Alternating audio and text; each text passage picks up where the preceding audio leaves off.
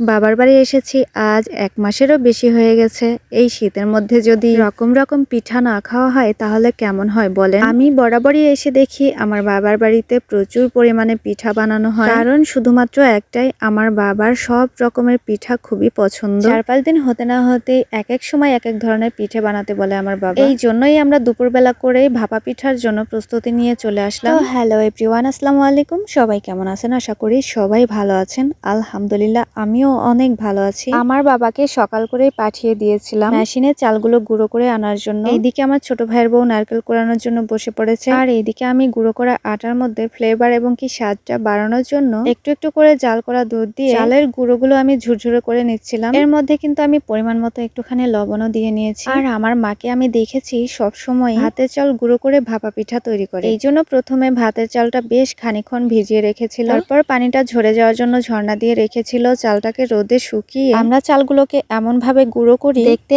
একদমই সুজির মতো হবে। আর এইদিকে পিঠা তৈরি করার জন্য আমি গুড়টা কেটে নিলাম। গাইস দেখতেই পাচ্ছেন আমরা সবকিছুই ঝটপট রেডি করে নিয়েছি। ভাতের চালটাকে যদি মেশিন দিয়ে সুজির মতো করে ভাঙানো যায়, ভাপা পিঠা বানালে একদম সুন্দর এবং কি সফট হয়। এর আগেও কিন্তু আমি একটি ভিডিওতে রাইস কুকারে ভাপা পিঠা বানিয়েছিলাম, কিন্তু আজকে আমরা ভাপা পিঠা তৈরি করব মাটির তৈরি ভাপা পিঠার সাজে। এই ভাপা পিঠার সাজের সাথে কিন্তু 4টে মাটির ঢাকনাও আছে। এই ছোট ছোট মাটির তৈরি ঢাকনাতেই আজকে ভাপা পিঠা তৈরি করব। প্রথমে আমি ঝুরঝুরে করা একটুখানি চালের গুঁড়ো দিয়ে নিলাম, এরপরে দিয়েছি গুড়, এরপরে দিয়ে দিলাম একটুখানি নারকেল, এরপর আবার হালকা একটুখানি চালের গুঁড়ো দিয়ে চাপা দিয়ে নিলাম, আবারও দিয়ে দিব একটুখানি খেজুরের গুড়, এরপরে সেই আগের মতো করে আবারও দিয়ে দেব কুড়িয়ে রাখা নারকেল, এরপর কিন্তু দিয়ে দিতে হবে আবারও ঝুরঝুরে করে রাখা চালের গুঁড়ো। আমি কিন্তু ভাজে ভাজে 2বার গুড় এবং কি 2বার নারকেলটা দিয়ে দিয়েছি। এবার ভালোভাবে চারপাশে আটকে নেব। এইভাবে ভাজে ভাজে নারকেল আর গুড় দিলে নাকি পিঠাটা খেতে খুব মজা লাগে। আমার মা যখন রান্নাঘরে পিঠা তৈরি করতো আমি পাশে বসে খুব মনোযোগ সহকারে পিঠা বানানো দেখতাম। হুবহু